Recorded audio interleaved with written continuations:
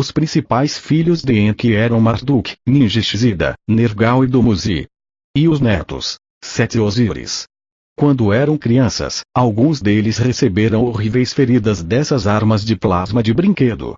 Algumas das mães rivais ensinavam seus filhos a colocar formas de pensamento de demônios imaginários nos sonhos dos outros pequenos. As mulheres aprenderam que se os filhos se mantinham no poder, também o fariam elas.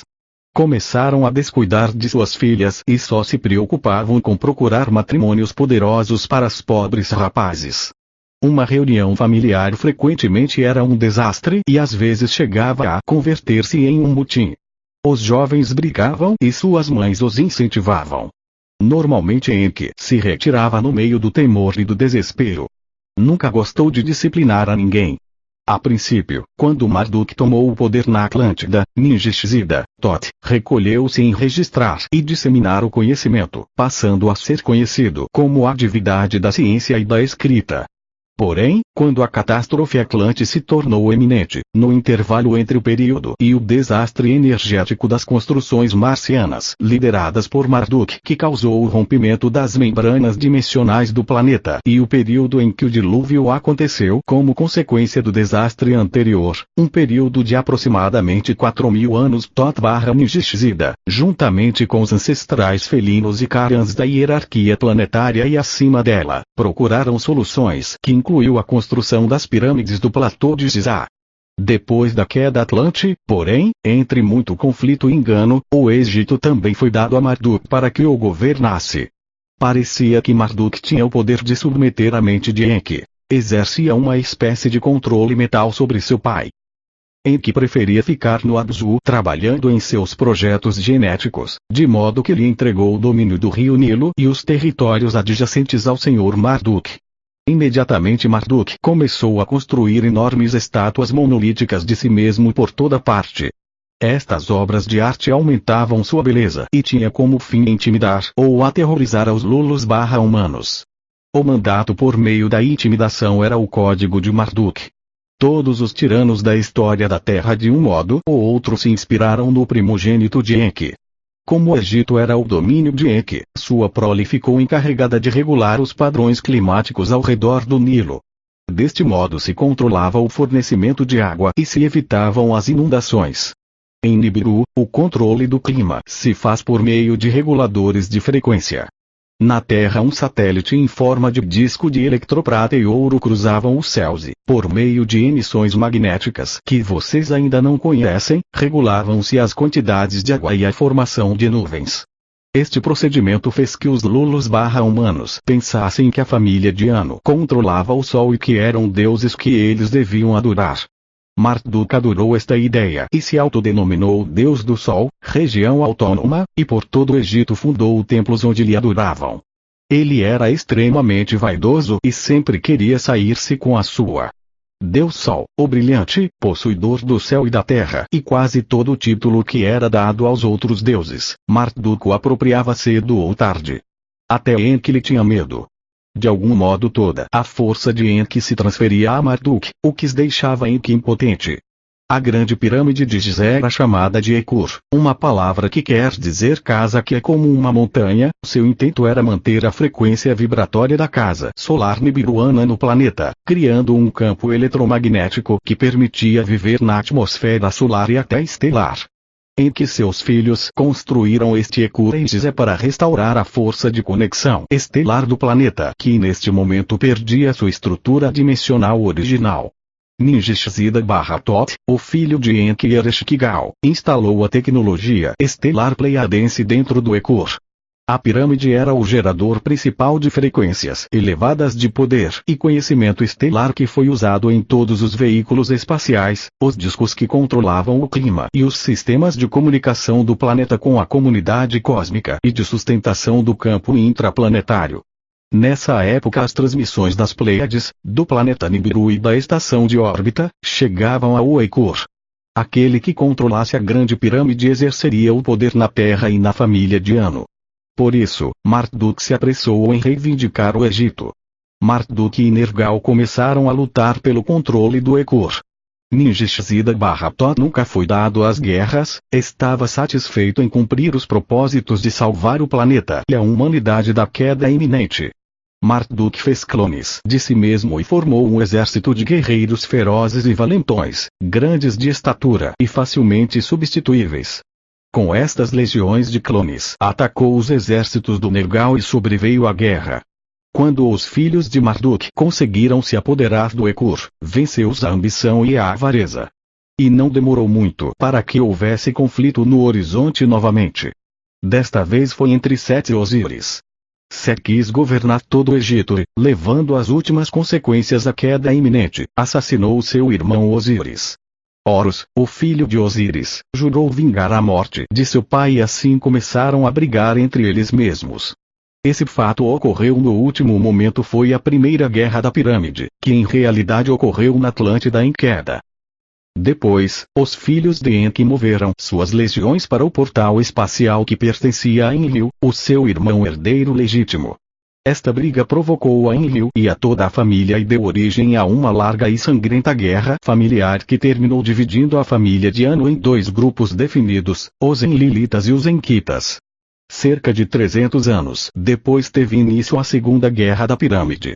Desta vez já no Egito, foram os Enlilites, os descendentes de Enlil, contra os Enkites, os descendentes de Enki. O conflito só terminou quando os descendentes de Enki deixaram de controlar a Grande Pirâmide e quando o Sol voltou a nascer, só que do lado oposto, depois do dilúvio. Veja mais em O Império Atlante. Enlil não aceitava que os filhos de seu irmão rival Enki controlassem o Ekuru Porto Espacial. Não queria lhes entregar o manejo das frequências e das comunicações estelares vindas das Pleiades, de Nibiru e a estação orbital aos Enkitas. Depois do fiasco Atlante de Marduk, o Enlilites não se conformou que os descendentes de Enki detivessem o controle dessas instalações. A preocupação deles era que Marduk organizasse outro golpe e assumisse o controle da galáxia. O que sempre foi a sua intenção. Enlil e seus filhos não tardaram em ficar à altura das circunstâncias. Escolheu a Ninurta como chefe das forças Enlilitas contra Marduk. Ninurta, sendo filho de Enlil e Ninursago, vivia para agradar a seu pai, executava suas ordens de uma maneira saturnina e obsessiva, usualmente tinha êxito. Ninurta era uma pessoa muito estranha, excessivamente egocêntrico e ressentido, uma espécie de menino mimado. Como era o centro de atenção de sua mãe, cresceu com algumas características insuportáveis, conta a deusa Inanna. Quando eram crianças, Ninurta e Inanna brigavam violentamente. Mas desta vez estavam brigando juntos no mesmo bando. O pai de Inanna, Nanar, também comandava exércitos. A própria Inanna insistiu em ir à batalha. Tinha alcançado o nível de falcão dourado no conhecimento das armas. Lutou ao lado de Ninurta e uma vez levou-lhe uma arma que necessitava com urgência. Foi a única vez que sentiram a alegria da presença um do outro. Eram muito diferentes. A guerra foi inegavelmente espantosa e usaram aos Lulus/humanos como soldados. De vez em quando as grandes ondas de radiação chegavam a povos inteiros e Lulus/humanos inocentes morriam em quantidades. Muitos mais morreram de fome no domínio africano de Nergal porque Ninurta evaporou todas as águas nos rios e chamuscou as terras com fogo de plasma. Ninurta também usou o que vocês chamariam de guerra química. O terrível míssil Madava envenenava tudo que encontrava pela frente. Havia muitos tipos de armas destrutivas, mas a mais engenhosa de todas era a arma Quadra. Esta produzia um holograma de enormes exércitos de monstros e demônios que atacavam armados com pistolas de plasma e que emitiam gritos horripilantes de guerra. Os Lulus/humanos de Marduk nunca imaginaram que se tratava somente de uma aparição, de modo que deram a volta e fugiram deixando que os clones sozinhos enfrentassem as legiões de Ninurta. Ao final da guerra, Ninurta conseguiu alagar o Abzu, exigindo a Enki e a seus filhos que se retirassem da Grande Pirâmide. Empregando o amparo do Ekur, os Enkitas geraram uma parede de luz venenosa ao redor do complexo. Esta parede era um campo energético estimulado pelas enormes capacidades da Grande Pirâmide. Nenhuma arma podia penetrá-la. Ninurta convocou o irmão gêmeo de Inanna, Utu, e lhe ordenou que cortasse todos os fornecimentos de água ao Ekur.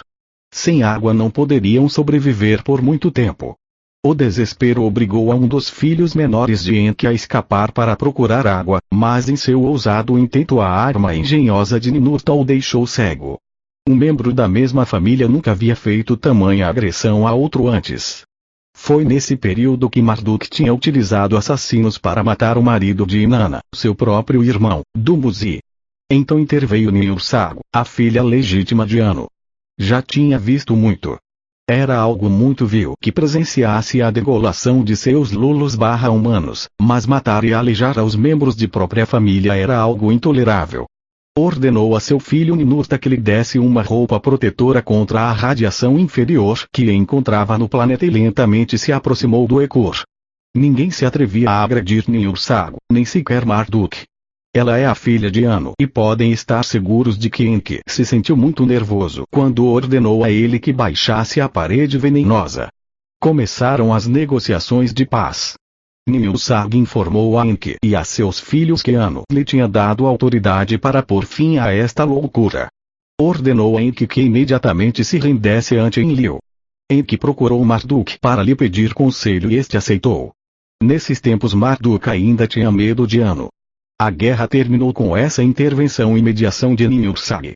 As pirâmides foram concedidas a Niursago e ela ficou conhecida como a Dama da Montanha na história antiga de vocês. Ninurta esvaziou a pirâmide dos equipamentos dos Enkites e Tot-Ningishzida, o filho de Enki com Ereshkigal, a neta de Enlil, assumiu o governo do Egito, substituindo a linhagem de Marduk. Isto aconteceu por volta de 8600 AC. Daquele ponto até 3400 AC a paz reinou no planeta, um oásis no centro do Kali Yuga. Ecure o sistema de pirâmides no platô de Gizé. Então 3 homens foram neste lugar particular no Egito que era a origem dessa rede, que neste momento, após o desastre dimensional provocado pelos marcianos na Atlântida, estava destruída e iria em pouco tempo se destruir completamente. Foram para criar uma rede ao redor do planeta Terra, chegaria a ser uma rede viva, mas criada sinteticamente. Seria como criar um cristal sintético que requer certa tecnologia do cristal para fazê-lo. Construiu neste lugar um pequeno edifício de pedra, o retângulo áureo. E, na espiral de Fibonacci a partir do ponto original da rede, na distância de 5 quilômetros do edifício construído, construíram a Grande Pirâmide. O ápice da Grande Pirâmide está exatamente na espiral. A Grande Pirâmide em Gizé, o Ekur, é um receptor natural de energias. Inclusive sem as melhoras da tecnologia siriana e pleidiana, qualquer pirâmide recolhe e amplifica as frequências circundantes. Mas Gizé esteve ligada ao sistema estelar siriano, ancorando as energias estelares superiores ao campo energético do Egito, conhecido como Nilo Azul. Os egípcios do Nilo Azul alcançaram o estado de ativação fotônica muito intensa, ou seja, aprenderam como manter o seu corpo de luz, o seu Ka, ancorado no corpo físico. Graças à construção do sistema de pirâmides no platô de Gizé, que ancoravam a luz estelar. Um mapa estelar para acessos às estradas de Osíris, como chamaram determinada época, ou estrada, para o corredor de Órion da noite galáctica. Por certo, foi antes destes últimos, um acesso ao sistema estelar siriano. O sistema siriano é um sistema que ancora a luz estelar. Sem esse campo, a consciência na superfície da Terra se torna extremamente dualizada e só conseguimos pensar isso é bom e aquilo é mal. Em um campo assim é realmente impossível ser criativo e desenhar o próprio destino. Os egípcios do Nilo Azul eram uma civilização especial que vivia em acordo pleno com as leis cósmicas, gerando uma sociedade harmônica, a harmonia superior siriana. E assim foi no início deste projeto. Como consequência do ódio que sentiam os familiares deuses da família de Anu entre si, a atmosfera da Terra estava se tornando pesada e obscurecida. Esta nova densidade, na frequência baixa, estava penetrando dentro de cada coisa vivente sobre a Terra e a estava alterando. Em meio de sua sabedoria felina, Niursago, a Senhora da Montanha, se deu conta do que estava acontecendo, mas o resto da família não notou. Seus cientistas contemporâneos já entendem o campo magnético que rodeia a todos os corpos astrais, que se conhece como a magnetosfera. À medida que a magnetosfera rodeia a todo o planeta, é atraída para as regiões polares na Terra onde se concentra. Eles também estão conscientes de que a magnetosfera protege a Terra dos ventos reveses, que estão compostos de partículas de plasma de elevada energia que viajam a 200 milhas por segundo. Estes ventos reveses literalmente bombardeariam o planeta se não fora pelo campo magnético circundante que desvia os ventos reveses de plasma. O plasma é um material mais abundante em sua galáxia e, por conseguinte, uma fonte de energia apetecível. As pirâmides continham uma tecnologia atualmente desconhecida para vocês que permitia acesso ao plasma dentro dos ventos reveses. Daí se tirava energia. As pirâmides se colocaram estrategicamente ao redor do planeta e se usavam como receptores de plasma. O Ekur era o receptor de energia maior da Terra. Todas as naves espaciais pleiadianas estão dotadas de receptores similares de menor escala. É óbvio, todos os planetas que os pleiadianos colonizaram têm pirâmides para receber energia de plasma. Eles aprenderam isso com suas raças conselheiras, os felinos e cagas. Antes de Akhenaton, o polêmico faraó da 18ª dinastia, os sirianos podiam alcançar todo o planeta Terra através da Grande Pirâmide. E isso aconteceu desde antes da primeira visita de Nibiru à Terra, ou seja, há mais de 500 mil anos. Sirius teve uma ligação direta com a Terra através das dinastias egípcias por milhares de anos. Cada dinastia egípcia tinha a tarefa de proteger esse sistema estelar. O Ekur, portanto, além da luz estelar, também permitia conectar o plasma dos ventos reveses com o campo magnético que há no centro da Terra. Este plasma de alta energia se canalizava como um funil pelo eixo vertical da pirâmide, enquanto que o magnetismo do centro da Terra era dirigido para cima pelo mesmo eixo. Ambos eram concentrados em uma trajetória coerente e intensa, similar ao que seus cientistas conseguiram fazer com a luz na tecnologia laser. Milhares das chamadas pedras cantantes recebem e conduzem esta energia. Há fragmentos enormes de âmbar, rubi e safira. Cristais altos de citrino, esmeralda e água marinha estão em uma ordem harmônica com a ametista, o diamante e o quartzo. Muitas das pedras seriam desconhecidas para vocês, como por exemplo o Zup, que se recolhe no sistema solar pleiadiano. As pedras cantantes colocam-se de uma maneira consecutiva em uma espiral em todo o centro do Ekur. No centro da espiral há um cristal azul monolítico. O ápice do cristal se alinha perfeitamente com a ponta da marquise da pirâmide para que haja uma amplificação de energia magnífica. As pedras cantantes são um espetáculo digno de presenciar. Quando o plasma entra pela parte superior do Ekur e o magnetismo entra da Terra, encontram-se no cristal azul que está no centro. As duas energias se unem, redemoinham em meio de um vórtice de poder extremamente capitalista em forma de torés, uma forma geométrica que se parece com uma rosca de pão. Quando o toré se forma, as duas energias se convertem em uma bela união de forças em forma de espiral. O toré de fluxo magnético em consequência fica em movimento com um anel que volteia sobre si mesmo para dentro e o outro para fora. Nesta forma cria-se um movimento perpétuo. A beleza desta tecnologia não é algo incomum para os pleiadianos. As formas que os pleiadianos usam devem estar em harmonia com seu propósito, por isso, a função nunca é maior que a forma. Uma deve refletir e ser igual à outra ou se diminui o poder. Há um debate quanto a se a cobertura exterior do Ekur era de branco alabastro ou turquesa. Era de ambos. Em um lapso de 300 mil anos foram experimentadas com diferentes coberturas para ver qual gerava mais poder, mas a marquise sempre foi de ouro, pois este é um magnífico condutor. A família de Anu e os sirianos compartilhavam tecnologias na Terra e por milhares de anos isso funcionou. Aos faraós era concedido um cetro sagrado que continha o campo do Nilo azul, o ancoramento estelar siriano, e nas mãos de Akhenaton este cetro se perdeu. Os sirianos cortaram, então, a conexão entre Sírios e a Grande Pirâmide. Assim o Egito foi abandonado pelos sirianos, permanecendo apenas sob o comando de Nibiru e o seu povo, assim como todo o planeta Terra. A tecnologia nibiruana pleiadense no Ekur era de geração de poder, empreendedorismo, que culmina na presença dessa força em nossa época, porém sem o direcionamento do propósito. estelar superior siriano, o grande poder voltou-se contra si mesmo, e a ira e o ódio que geraram as guerras da família nibiruana, se amplificaram muito com a presença do Ekur. Ao finalizar a última grande guerra da pirâmide, assinados os acordos de paz, autorizou-se a Ninurta para que desmontasse todos os sistemas bélicos nibiruanos/pleiadenses do Ekur, deixando somente o suficiente poder para controlar o clima e uns quantos instrumentos de comunicação e criação do campo estelar. Inanna seguiu a Ninurta para a grande pirâmide. Quando Ninurta desmontou as pedras cantantes, ela lhe pediu umas quantas esmeraldas. Ele se negou, indicando de uma forma determinada que todas as pedras deviam ser transferidas ao novo centro de poder em Heliópolis, o domínio de Enlil.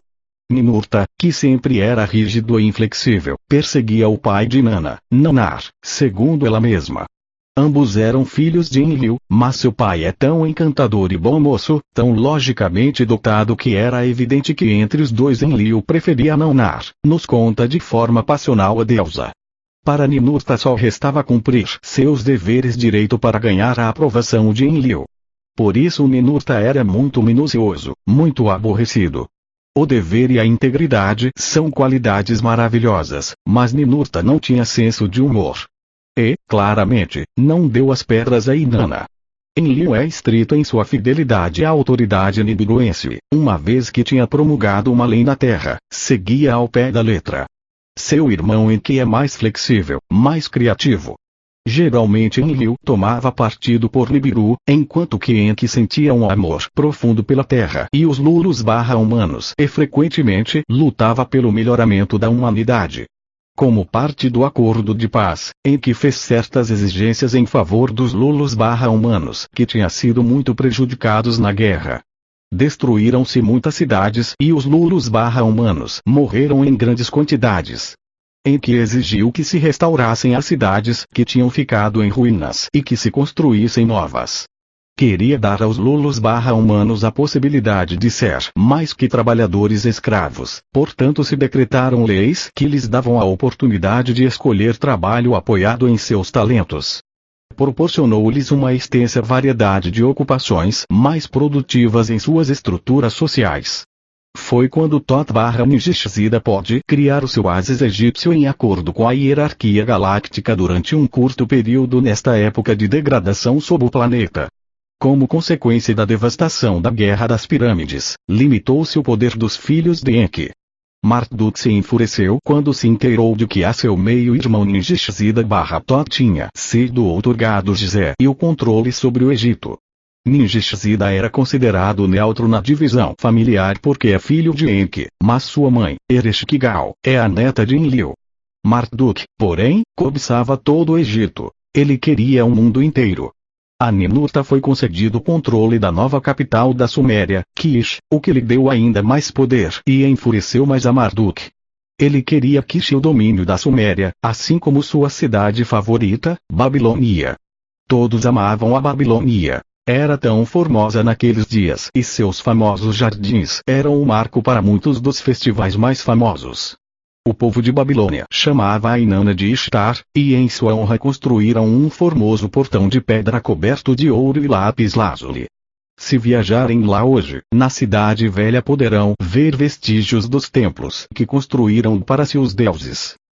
Marduk foi arrebatado da maioria dos domínios que desejava. Refletindo sobre suas perdas, decidiu tomar uma atitude em segredo e inventou um plano para utilizar os Lulus/humanos contra os outros deuses de sua família. A Torre de Babel e a desconexão do DNA era conhecido o fato de que iríamos cair dimensionalmente, que iríamos perder o alto nível de consciência que tinham os Lemurianos/Atlantes com 12 hélices ativas do DNA. Iríamos cair muito abaixo no espectro da vida, mas foi o que poderia ser feito para não acabar simplesmente a vida de mais um planeta. Isso teria que ser feito rápido, ao mesmo tempo seria necessário esperar um momento específico no grande ciclo do Sol ao redor do centro da galáxia. Então caímos para onde estamos agora, e deveríamos continuar a partir deste ponto para que pudéssemos chegar à solução para o nosso problema. O problema é que não conseguiríamos fazer isso sozinhos. Uma vez que caímos e estávamos naquele nível, levaria muito tempo mesmo até que fôssemos capazes de fazer isso de forma natural. E para o tempo que teria o planeta, estaríamos mortos. Levaríamos 1 milhão de anos. Por volta de 3700 AC, a realeza de Nibiru, mais uma vez, desceu do céu para a Terra. A humanidade tinha finalmente dado provas de que tinha amadurecido bastante para governar a si mesma. Essa foi a opinião dos nibiruanos, naquele momento. Teve início a nova linhagem de reis sacerdotes, meio nibiruano/pleiadianos e meio humano-terrestre. Foi quando a humanidade terrestre começou a organizar o tempo. O calendário foi dado por Enlil, em Nippur. O período neolítico, como o chamam, começou, e a Terra teve seu primeiro governante meio nibiruano, Alulin. Ele seria chamado de semideus. Até aquele tempo todas as civilizações tinham sido governadas por seres de outros planetas. Muito embora haja controvérsias a este respeito, uma vez que algumas dinastias egípcias foram, antes deste tempo, lideradas pelos faraós, que embora semideuses, eram seres da terra. Porém esse é o ponto de vista da família de Anu, e essa família não considera nada além de si mesma, principalmente com relação ao Egito mais antigo. Sempre houve um ciúmes especial. Muitos historiadores de nosso tempo acreditam que a civilização suméria foi realmente criada nesse período, entre 3800 e 3400 AC. Nibiru entra em nosso sistema solar a cada 3600 anos, e orbita entre Marte e Júpiter, mas os nibiruanos e Anunnakis não descem à Terra em todos os seus retornos. As épocas mais favoráveis para o pouso deles são as eras de Touro e de Escorpião, quando o nosso Sol está mais afastado dentro da noite galáctica, longe do cinturão de fótons. Por volta de 3400 AC, a paz foi quebrada por Marduk. Ele estava pronto novamente para seus truques. Desta vez convenceu os babilônios a criarem sua própria astronave e plataforma de lançamento, a Torre de Babel.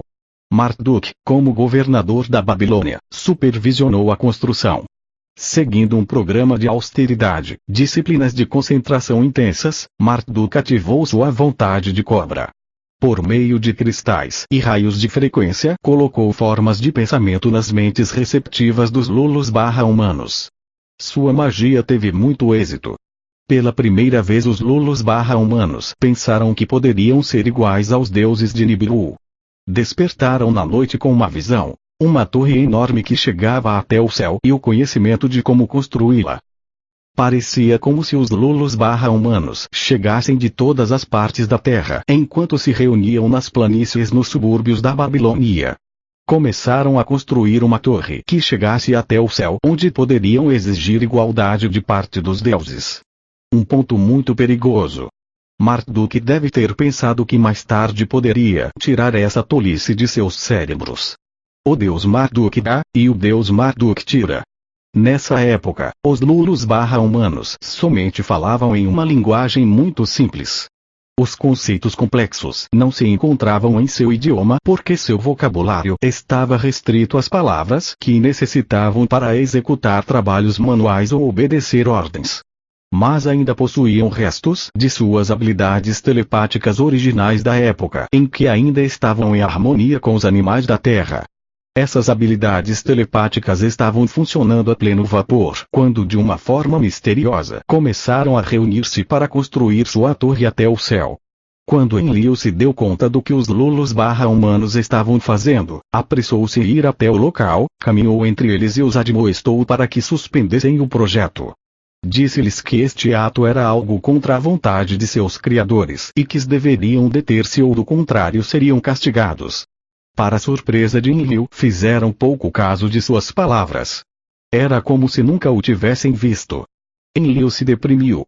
Somente um deus poderia produzir esta magia e o único que podemos imaginar que poderia fazê-lo era o desprezado filho de Enki, Marduk. Enlil sabia que teria que tomar medidas drásticas e gerar um campo energético mais forte que o de Marduk. Enlil destruiu a Torre de Babel com um raio de partículas. Os Lulus/humanos ficaram estupefatos. A maioria morreu e os que tiveram a má sorte de viver experimentaram as agonias que produz a radiação. Além disso, sua memória tinha sido removida. Os lulos caminharam cambaleando sem rumo, sem saber aonde ir ou de onde tinham vindo. Era algo deprimente. Cada lulu começou a sentir uma parede invisível de separação que crescia a seu redor por toda a terra. As cidades e os povos ficaram invadidos pelas frequências de separação de Enlil. E a partir desse momento todos os humanos foram animados a pôr em destaque sua heterogeneidade e a desenvolvê-la. Para cada região se criaram novos idiomas, as raças começaram a denegrir umas às outras e as pessoas foi ensinado a temer-se mutuamente. Os lulos aprenderam a odiar e a brigar entre si mesmos. Além disso, a cada deus deram nomes diferentes, houveram disputas quanto a qual dos deuses era o verdadeiro, embora frequentemente só se tratava do mesmo deus, mas com um nome diferente. A Inanna chamaram Ishtar, Vênus, Hathor, Afrodite, Lakshmi, Rhiannon e muitos outros nomes. Fomentou-se a dissensão entre os lulos. Nunca mais foi permitido a estes antepassados humanos unir-se contra os deuses e nunca mais recordaria a espécie humana que todos vinham da mesma fonte, uma criatura selvagem da terra e a pleiadiana/siriana Nin. Acreditou-se que isso reduziria a velocidade do progresso tecnológico dos seres humanos terrestres e atrasaria uma vez mais Marduk de atingir seu objetivo de dominação mundial.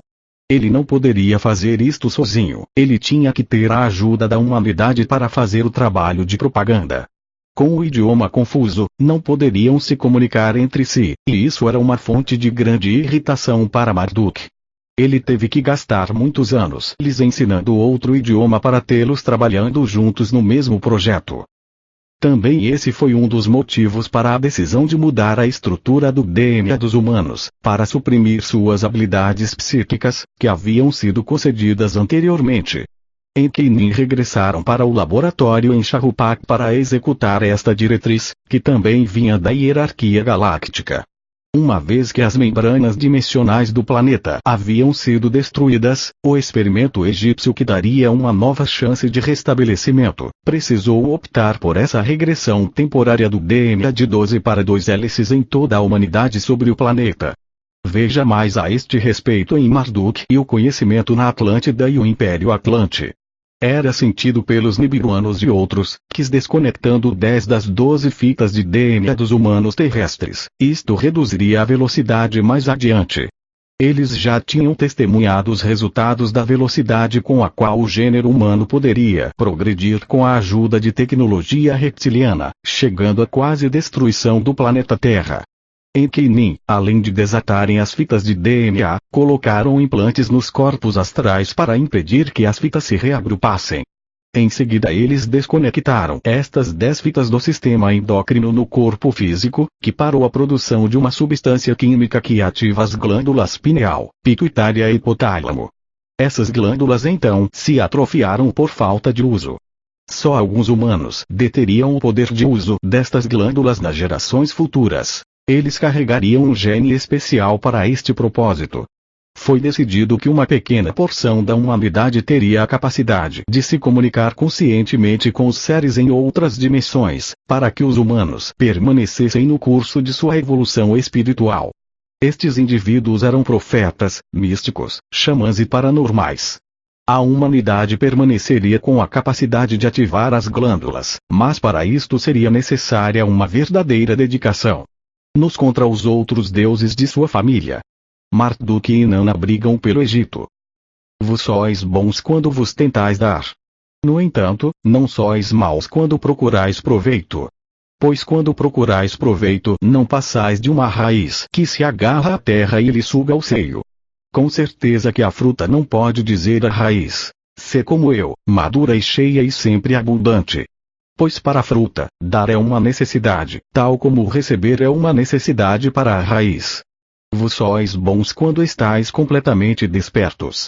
No entanto, não sois maus quando dormis, enquanto a vossa língua murmura sem sentido. E até um discurso sem sentido pode fortalecer uma língua fraca.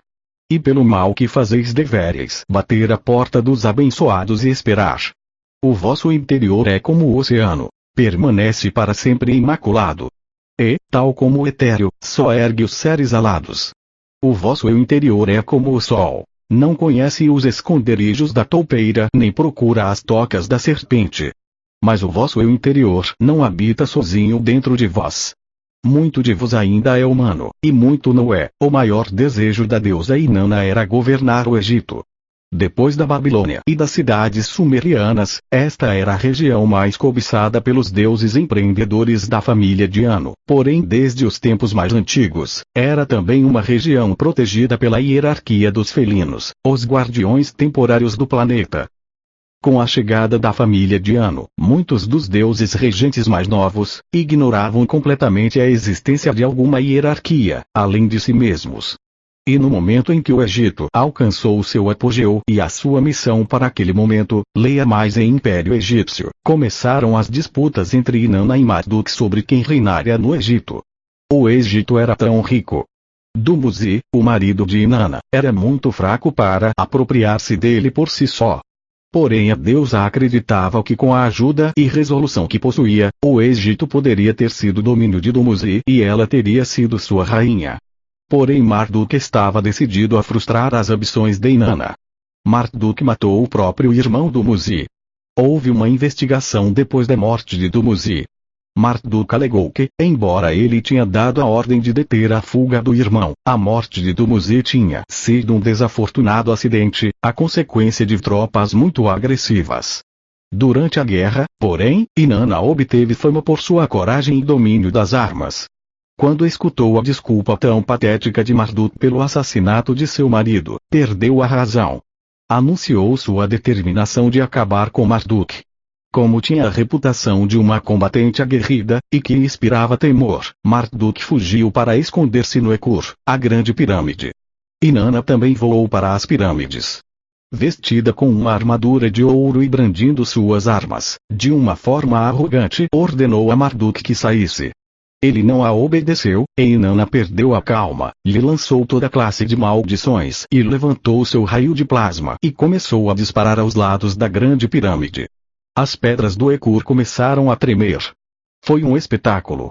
Inanna com seus peitos ao ar e Formosa desatou sua fúria pasmosa. Eles eram deuses muito apaixonados. Todos, na família, contavam piadas depreciativas sobre a operação da cauda de Marduk, e ela lhe gritou para todos ouvirem muitas qualidades negativas que pudessem desafiar Marduk, grande serpente e outros nomes. Os outros deuses estavam se pondo nervosos.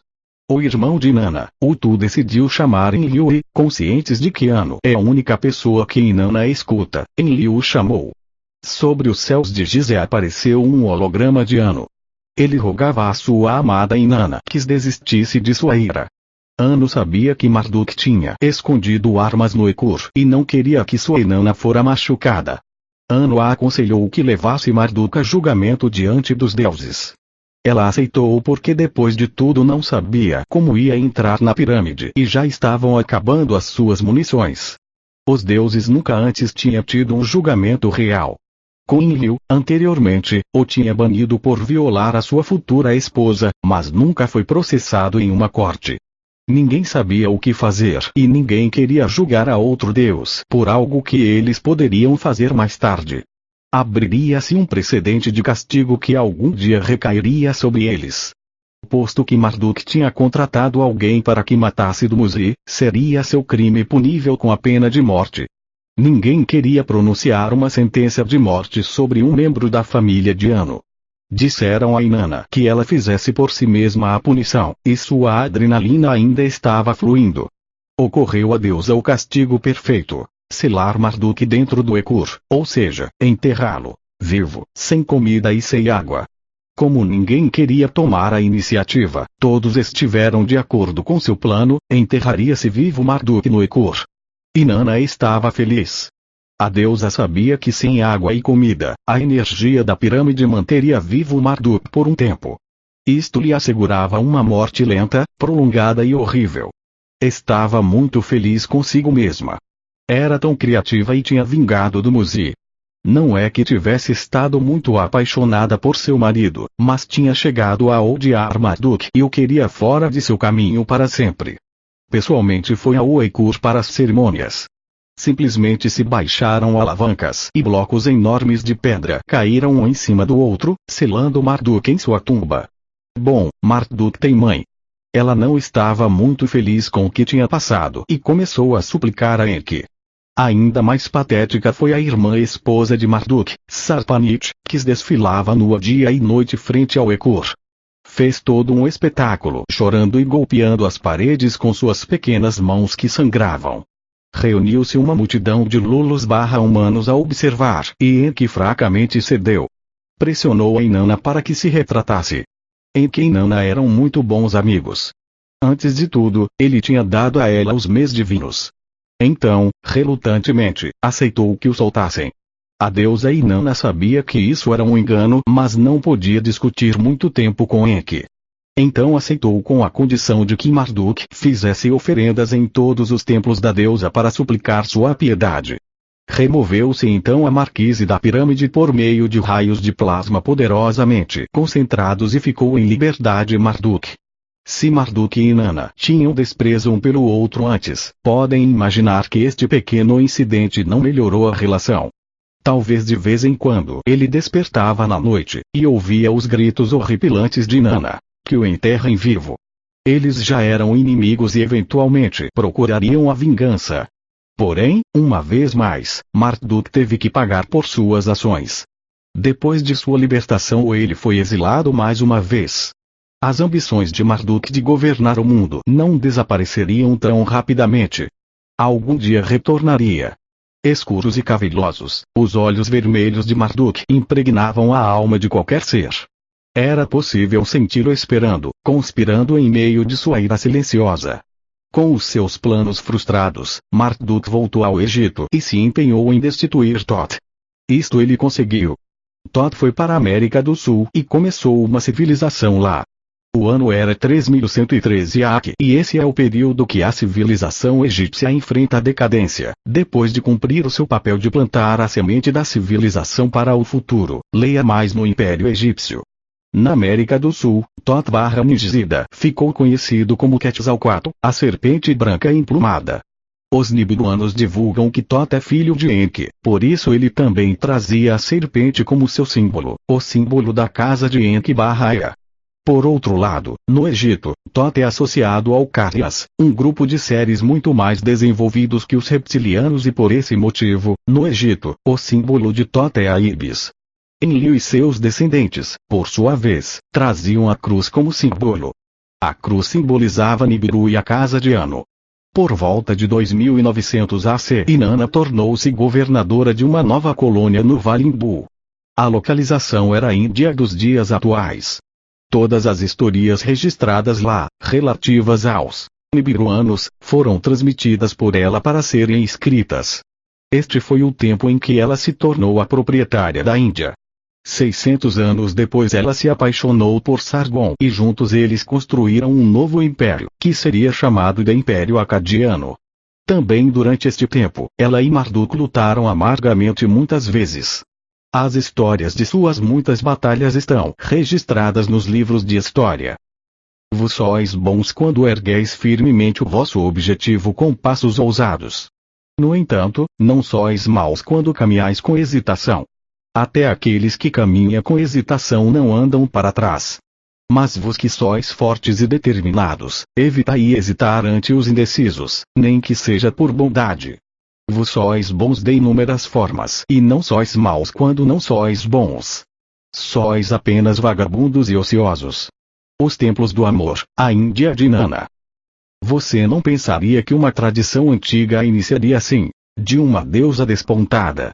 Porém, ainda nesses tempos escuros, Inanna procura manter sua conexão com a fonte e trazer o conhecimento mais apropriado ao Kali Yuga, o Tantra, para a sua própria diversão e de seus humanos/lulos.